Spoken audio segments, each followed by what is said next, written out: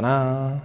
I passed geography class. It's going to be a map of North America. Oh, okay. You need to start off by putting an X on Winnipeg. Los Angeles. San Jose. A little higher. Anaheim. Basically LA. Vancouver. Seattle. Oh gosh, they gotta be on the water. And Calgary. Ta-da. How we looking? Yeah, not bad, eh? He's the perfect guy for that. He certainly is. I love that they had Dylan do that back in one of our car wash days where we had them do a bunch of different stuff, setting up what is the longest road trip of the season for the Winnipeg Jets. That's right. It is Jamie's favorite time of year, everybody. You think you love it? No, nobody loves the West Coast road trip more than Jamie Thomas. That's right. It is, I believe, a 9:38 Central puck drop tonight as the Winnipeg Jets kick off their almost 2-week road trip. 6 different games, 5 in the Pacific time zone, 1 in the Mountain time zone, and it all kicks off in LA tonight with a 9:38. Oh, good Lord, James Tweed. Yes, living in the Maritimes, I hate the West Coast games. Oh, no kidding. Okay. So you should. I think this is my punishment for going, you know what? I'm going to come off the road. They're like, okay, well, we have a job for you. You're going to be writing stories at 1 a.m., which is like when you go on the road out west, I've said this many times, I always get up 2 hours earlier. So I get up at 6:15 a.m. every morning. So it's like 4:15 and I'm wide awake when we do those West Coast road trips. Yeah. And I'd stare at the wall. I'd find a coffee place that's open, which is a lot of, obviously. So it's a little bit of a punishment for not going on the road. You're like, okay, we'll show you. That's right. I'm ready. Lots of coffee. I will not. How much coffee will you have today? So like I'll wait till later. And then my wife will say, why are you drinking coffee right now? I'm like, hello, I've been telling you about this for 2 weeks now. I got to do all this. It's amazing how they forget. It's like she doesn't even listen to me anymore. Oh, yeah. I find that difficult to believe. Yes. So difficult. Yeah. How will all of you be trying to stay awake for tonight's game? Yeah, man, being across the pond sucks. Also terrible. So good point. But the good news is that it should be a good road trip for the Jets. Looking forward to it. No back-to-backs. That's the impressive part. Yes. Do we have the graphic? Yeah. Can you put the map up, Zach? Not the map, sorry, the schedule. Yes. Look at that. So take a look at it. And you and I were talking about earlier, actually, we've been in the studio for a little while now, and we were chatting about how it is a long road trip, but no back-to-backs, which you don't often see. And there's a couple of days off thrown in there for the Jets as well. Yeah. And I mean, it is, let's not kid ourselves. It is hectic, but you play LA tonight, they have a day off tomorrow, and then of course play San Jose, and you can see the rest. I don't have to tell you the rest of it, but this is a favorable road schedule. Yes. So what is coming up on the show? Paul Edmonds is going to join us. Now, of course, because of the time zone difference, it's a 2-hour time change. Mm-hmm. So the Winnipeg Jets will not have taken to the ice while we are still on the air. But Paul's going to join us to help us set things up. You and I chatted with Logan Stanley just a little while ago. Mm-hmm. He very kindly at about 8:30 Pacific time, and I think he was probably out grabbing a coffee. Yep. He joined us for a couple minutes, so we recorded that. And some horrible scenery behind Logan. You're going to hate it. It's really tough when you've got the beach behind you. Mm-hmm. So we will hear from him shortly too. But before the team flew out yesterday, they had a practice here at Canada Life Center. And the great news, of course, as we are already seeing in the comments, and so if you are a Jets fan, you have undoubtedly heard by now, the captain, Adam Lowry, set to make his season debut tonight. Yeah, very exciting. I remember he came on Ground Control, the podcast, and he said the hardest part was when training camp was going on. He goes, all the guys are joking, they're getting together, and you're not with them. Yeah. So he said he felt very you're almost not with the team. So he's had to reacclimate himself with the team. And then he said he didn't want to hit anybody in practice, so he can't wait to hit somebody. So hopefully there's a whole lot of hitting going on tonight at Crypto.com Arena against the Los Angeles Kings. Adam spoke to the media yesterday. Here's just a small snippet of it. I think it's our job is to, come every day and push and, put yourself in the best possible spot to, heal as quick as possible, feel as good as you can. So, now it's a decision to put you back in the lineup, not, being unavailable. I think watching the team win, though, it makes it easier. If the team was struggling and, going through a losing streak or something like that, maybe you put a little more pressure to get on or to get back out there and kind of get in the battle with them. But they've been playing really well, and it just, that's kind of my goal, is just to come back in, not disrupt anything, and like I said, contribute any way I can, just to kind of keep this thing rolling, kind of keep marching forward. It's early in the season. We're still trying to build this team. We're still, I still think we can get to another level, and that's what we're all pushing for. And it's going to be exciting to go to battle and go to work with them. Well, I think it's it's the reads. I think generally coming out of the summer and the first exhibition game or first game, it's the speed of the game. Guys come up on you quicker. You can't admire any passes. There's chances you can get hit right away, and then just playing off my line mates. It'll be a little different look this year. So just trying to get comfortable with them, talking to them lots on the bench. Developing that chemistry, and and then it's just getting the cardio back. You can work as hard as you want off the ice, on the ice.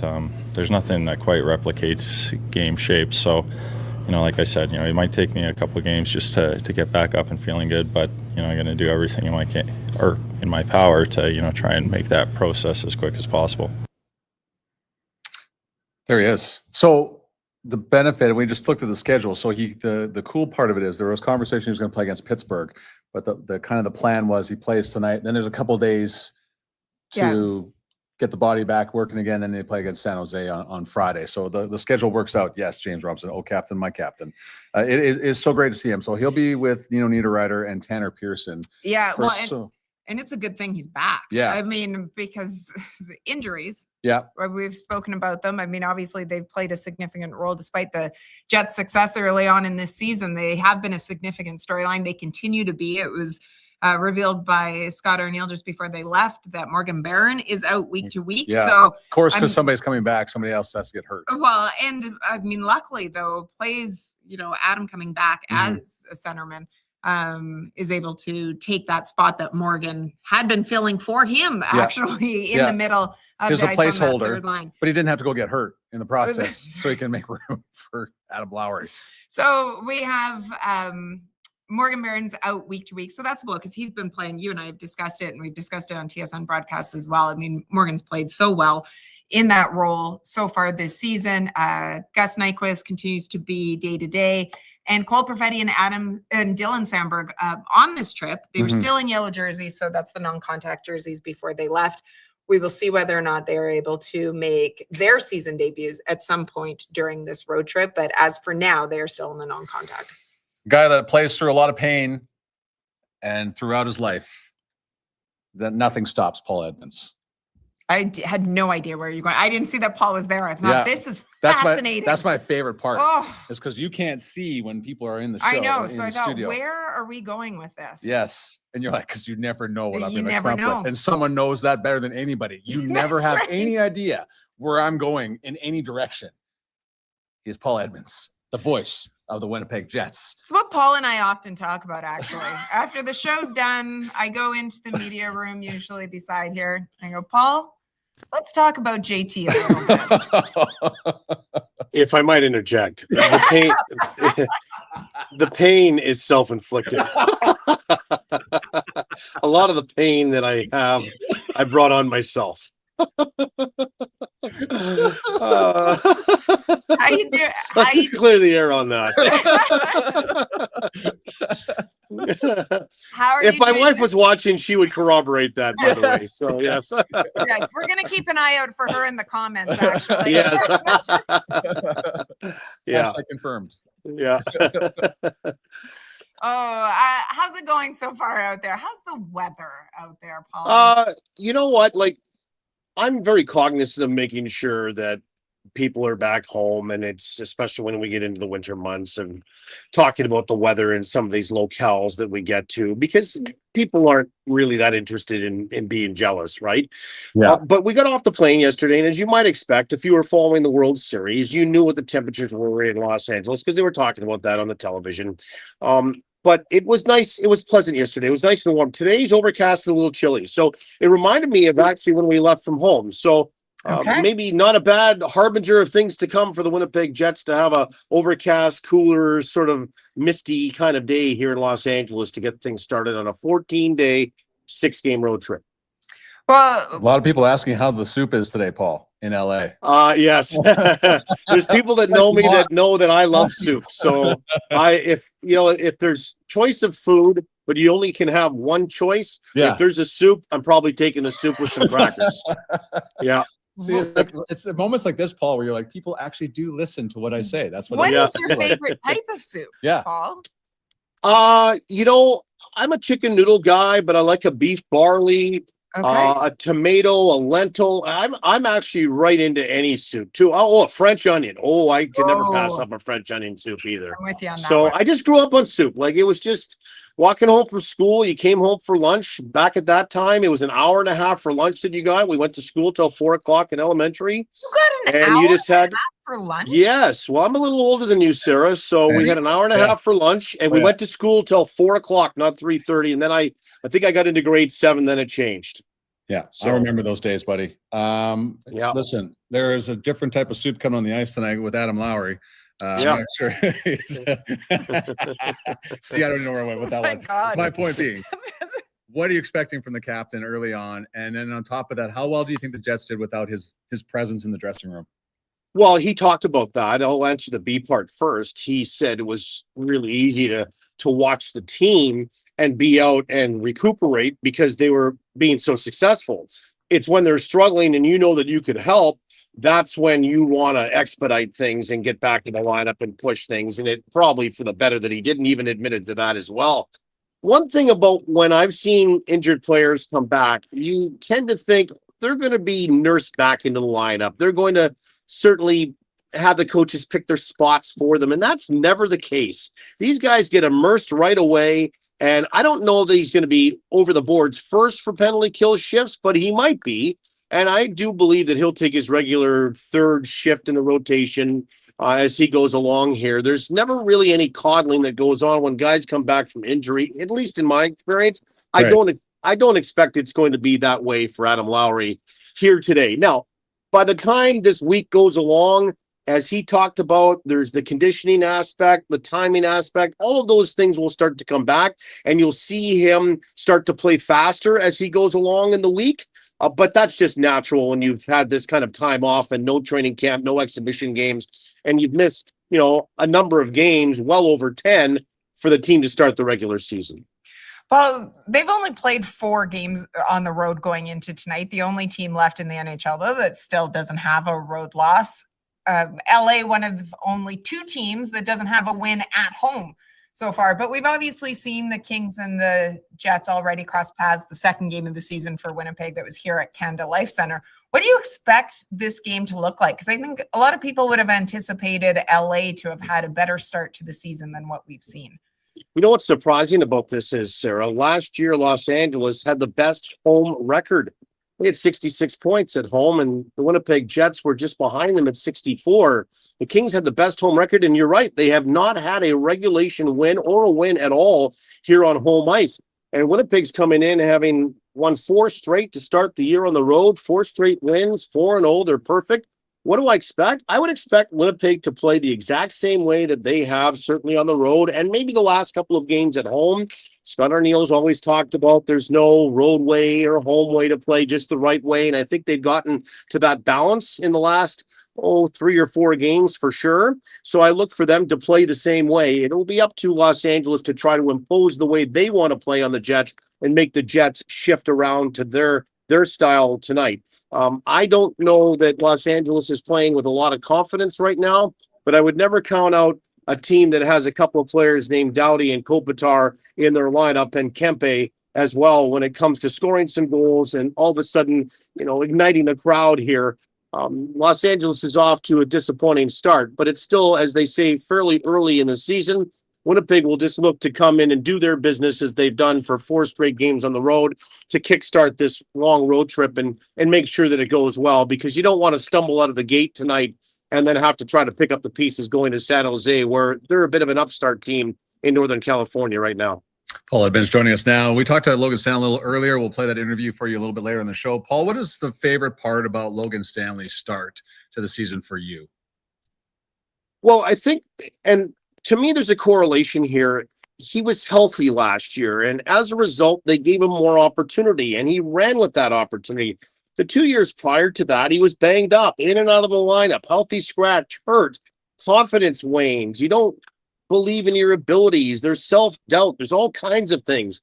And then you get a guy like Luke Schenn that rolls in late in the year, who's a big body guy, plays a lot like Logan Stanley, first round draft pick. There's a lot of similarities. And Logan has admitted that he has asked numerous questions of Luke Schenn on all kinds of things related to the career, outside of the game itself, how to manage yourself at your own home, what you're eating, what you're doing to prepare for games.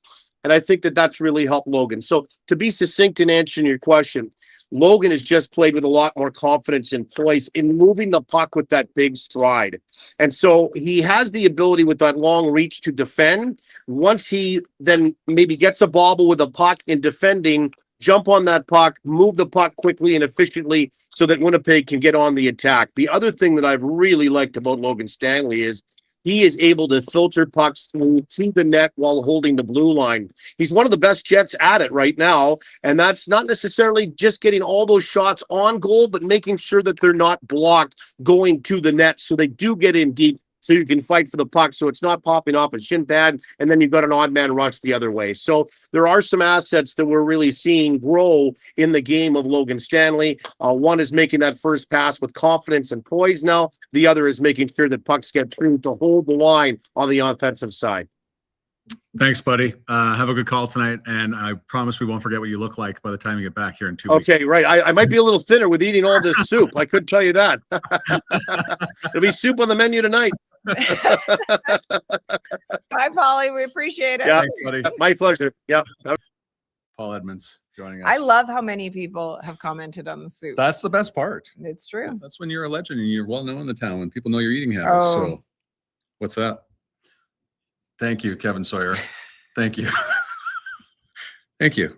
That's like, you know what? Sometimes people really know how to get to me. Yeah, it's just, Thank you. they know when you need that boost. We talked about Logan Stanley moments ago. And Paul has some great answers on where he is right now. So Logan was kind enough to join us a little bit earlier this morning. Sarah and I have been in the studio slaving over a hot computer for the last 2 hours. Trying to stay warm, actually. Yo, So you have been. I have been so cold. Yeah. Yeah. We have some funny videos to show you on Friday because we had to kill some time today. So we'll get to that on Friday. Here's Logan Stanley and our conversation with him earlier in the day in California. All right, pleased to be joined by Logan Stanley from a horrible place in the state of California. I don't know how you do this job, Logan. So thank you so much for joining us here this morning. First off, I think I want you to ask your question first because it's a good one. Okay, so you guys are on the road for almost 2 weeks. Logan, I want to know about packing. What is the packing scenario like when you are leaving on a trip that is not only this long, but deals with a variety of different climates? California, a little bit warmer than probably Calgary or BC and Seattle. Yeah, I'm definitely not a fashion guy or anything like that. So I just throw clothes in a bag and hope that they Just work randomly. out. Yeah. So I think I should be all right, but if need be, I think there's some good shopping along the way on this trip too. Is there anybody that you feel overpacks on these trips? Like, is there a guy that brings Is well known for overpacking. or an extra suitcase or a large suitcase? There's probably a few guys who are very flush with clothes. Hayden Fleury would be one. Colin Miller likes his stuff. There's also some underpackers that. Okay. Who's the underpacker? I bet you could guess them, but they are both from the state of Minnesota. Dylan Sandberg. Would that be Iafallo and Pionk by chance? Yes. That's a good clue. Listen, the Jets talk a lot about the family atmosphere, and one thing I've been noticing after games is a lot of little kids running around the dressing room afterwards. How much do you enjoy having your daughter walk around the dressing room after games? Yeah, it's very special for us to be able to have our kids there and interact with the other kids and other players. And JT the other day was playing with Evie in the gym, and I was kind of thinking, like, only if she knew how cool this guy was. So I think I'll have to get maybe a picture of it and show her one day. But she's starting to be able to remember this, and hopefully she thinks that what I do for a living is cool one day. Right now she just knows it as Dad's work and why Dad's always gone, but hopefully she thinks it's cool. Oh, I'm sure that she will when she finally puts it all together. We do want to ask you a quick hockey question. How do you look at this 6-game trip that you guys have starting tonight in LA? Yeah, it's a big trip for us. Obviously, 6 big games, and we pride ourselves on being a good road team, and so that starts tonight in LA, which we haven't been great in the past. So, we're looking to come out and have a good one tonight and start it off on the right foot. There's a little bit of concern about the full 60-minute games for you guys, Logan. Do you feel like the last 2 against Pittsburgh and Chicago were as close as you guys have been to that perfect effort? Yeah, I think so. It's it's never going to be perfect, but you're striving to play a full 60 minutes every night. We're definitely trending, and we're just looking to keep that going. All right. Well, we promise you to be short and sweet. Thank you so much for joining us, and good luck on this trip, Logan. Awesome. Thanks for having me, guys. Appreciate the time. All right. Thanks. He was great. He was. Yeah, that's a good question. We didn't get a chance to ask him that one, but it will come up the next time we see him. We'll add it It's to a our great list. question. Yeah. Put it in the notebook and figure it out. As mentioned, so this is the start of the 6-game road trip for the Jets. I did a quick calculation. Okay. It's about 7,200 kilometers. Yeah. Distance between all of it. It would take you about 80 hours to drive if you were to follow them along the entire way. I like driving, but that's Consider where Logan was right there. I'll start driving right now. Would you? Would you? Kids in football. And we know that in the past that LA is in recent seasons is a spot where the Jets haven't always had their best games. So looking for that to change tonight. One thing that we didn't talk about with Paul is Corey Perry will be in the lineup for the LA Kings. He wasn't when they played here early on in the season, but he's back now, and what a tear he's been on. The 40-year-old has 5 goals, and you know what a pain he is. Yeah, he's on the top power play now. He's on the top power play, apparently. Parking himself in front of the net, so you think that Connor Hellebuck will certainly be expecting to have some traffic in front of him. But this is a game that, as you mentioned, they want to get off to a good start on this road trip, and that's something that Nino Niederreiter spoke about with the media yesterday before they left. Yeah, though, Nino, that the way you played against Chicago and Pittsburgh in the last 2 games of the homestand, that you moved the needle a lot closer towards that complete game than where it had been, say, previously? Yeah, absolutely, but they're also 2 complete different teams than we faced prior. I mean, obviously coming next few games, especially with LA, I mean, it's a heavy team. They throw around the body a lot, and which Pittsburgh and Chicago, it wasn't very physical out there. It was more of skill, more of a speed game. So it's we got to make sure we play our style of game for any opponent that is out there, and we got to make sure we're coming ready to play for LA. Well said by Nino Niederreiter. Obviously, we'll be attached with Adam Lowry here this evening. So good to see those 2 back, and Tanner Pearson going up against his former team, the Los Angeles Kings. Some size on that third line. Absolutely. Expecting to see them crashing and banging here this evening against LA. Yeah. One of the things too that before they left, Scott O'Neill was asked about a long road trip like this, because I find the approach of coaching staffs interesting when you're dealing with something like a 2-week road trip, especially 6 games on the road, but trying to manage everything, because we know that that's been a big discussion this year because of the way that the schedule is laid out, and whether it means, changing. We should actually take video. They've changed the lighting within the Winnipeg it's Jets. Really bright in there. Within the Winnipeg Jets dressing room. Yep.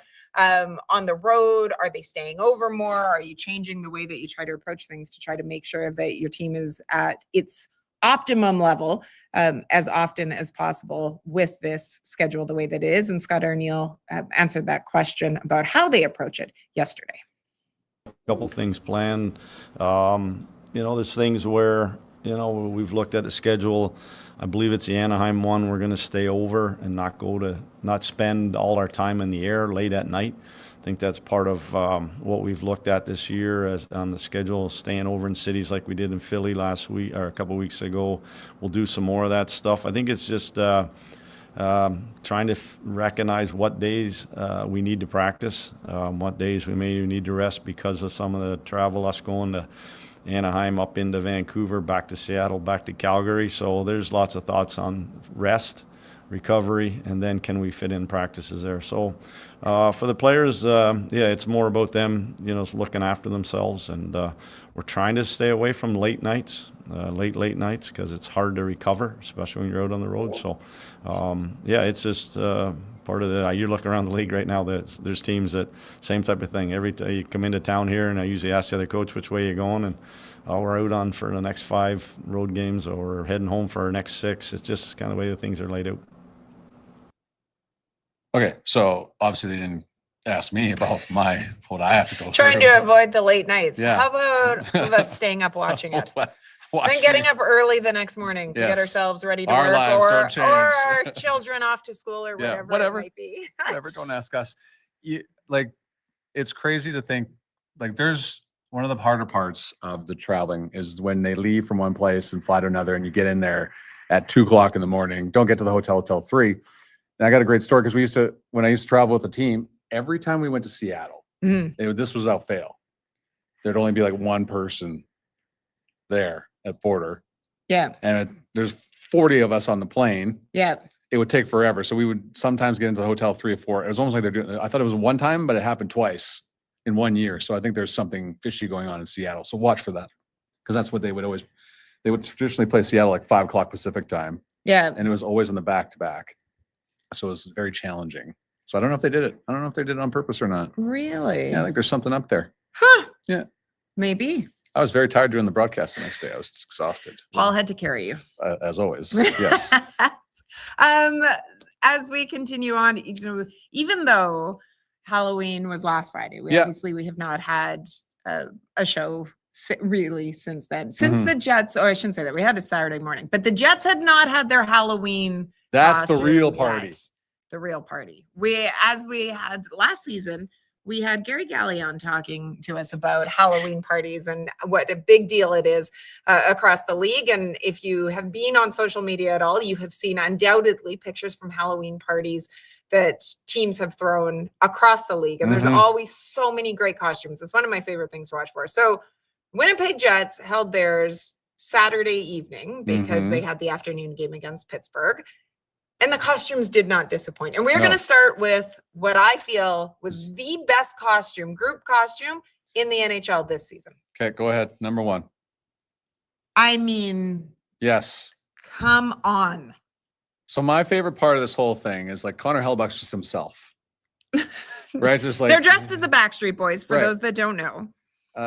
Hayden Fleury, that's his actual tattoos, is it not? Yeah, it is not Luke Schen's tattoos. No, those are still haven't come off yet? That's what he told me yesterday. He's having some difficulty getting the tattoos off for it. Pionk with the hands together. He told me that he asked his wife to show him a video of this music video so that he knew what he was supposed to be doing, because she told him, okay, you guys are going to be Backstreet Boys, we've decided, and you're wearing a wig.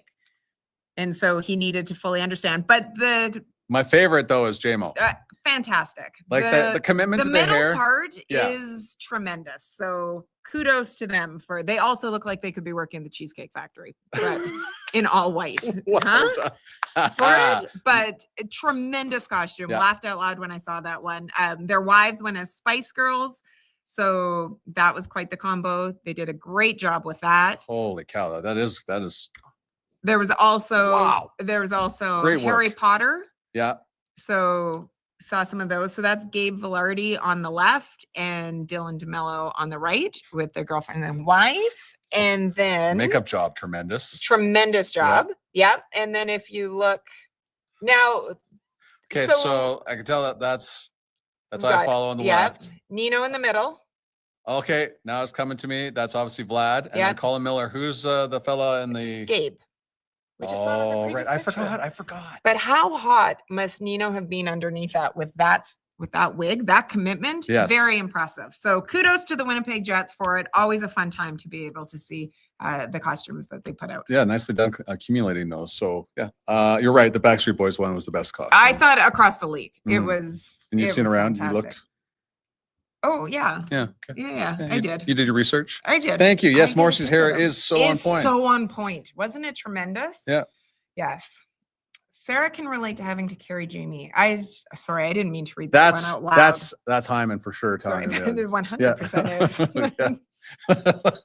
See, like it's like we're best friends now, Matt. A couple other ones.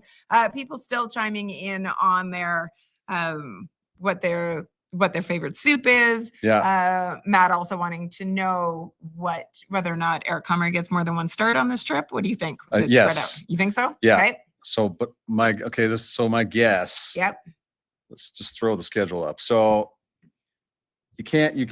you won't go heli you won't go comms on Friday because that's too many days between starts for heli. So I'm thinking Anaheim and Seattle. Okay. Okay. All right. I'm wrong. We'll do something. Oh, that'll be. Yeah. Okay. Okay. Fair. Yeah, I'm in. Okay. You guys take that challenge, whatever.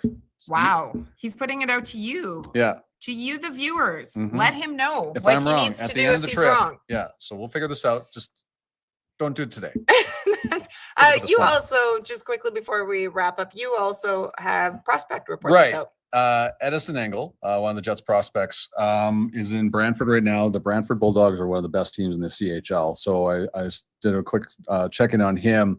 Apparently, he's like blowing all the expectations out of the water. What he's done there, it's a team with 9 NHL draft picks. So that's pretty good, obviously. But he's been fantastic, fitting in. He's on their second defense pairing on the left side, getting power play minutes, great skater. So all positive. Make sure you go to winnipegjets.com to read that one. But it was nice to check in to see how he did, because I just think he's one of the kind of went under the radar after the draft. But of course, they were just ecstatic about his skating ability and what he can possibly do. So he's going to play Brantford this year. Will play for Ohio State next year. Okay. So he's one of those guys doing the CHL, Yep. NCAA With the new route. rules? Yep, the new rules, taking advantage of it, as they should. As they should. As we close things out, a reminder, so morning skate is just about to get underway because it's just happening right now because it's 11 o'clock Pacific time. Jets starting off this 6-game road trip in LA tonight. Winnipeg 4-0 on the road so far. LA still looking for their first win at home. Winnipeg just 1 point back of Colorado for first in the Central Division. LA is just outside of the playoff picture at the moment, but only 1 point back, and it's so early on, so it doesn't really matter in that sense. Second meeting of the season between the two teams. You might remember that the first one was game 2 of the season for the Jets. It was a 3-2 win here. They had all of those, the penalty kills at the end of the game, massive blocks. Logan Stanley, I think, I don't know. He had 4 blocks, 5 blocks. Did he have one puck off the back of his head too? It was all over the place. Yeah. Yes. So, yeah. And it was a 2.5-minute shift at the end. So hopefully they don't have to do that to win tonight. yeah. So just start chugging your coffee now. And it's the longest road trip ever in terms of the start times. And we believe in you, and we know you'll watch every last second, even if you have to work tomorrow. And with Adam Lowry being back in the lineup, our first chance to be able to see the captain back, everybody, whether it be fans, teammates of his, coaching staff, and more, very happy to be able to see the captain back. And what that means, I like a lot of what we've seen from the Jets over the last couple of games, looking for it to continue. Unfortunately, no more Morgan Barron at the moment, out week to week. So we'll continue to follow that storyline as well, and see what comes of it. The Winnipeg Jets will be off tomorrow. They'll practice on Thursday, and then they will play in San Jose on Friday. They're in that hideous spot that Logan Stanley joined us from. Yeah. Many thanks to Logan Stanley for giving up his life to go to that spot. Logan Stanley, appreciate your time. Paul Edmonds, thank you so much for telling us what soup you had today. And Kevin Sawyer, I appreciate you, buddy. You're the best. And you guys are the best too. Yes. Thanks so much, everybody, for all of the comments. We always love seeing you in the chat. We hope that you're going to join us again on Friday and for the rest of the 82 games that exist within this regular season schedule. But it's always fun to be able to hear your comments. Always love it when you give it to this guy as well. Thank you. Thank you so much. Enjoy the game tonight. Thanks so much, everybody. Enjoy your coffee. Thanks for checking in.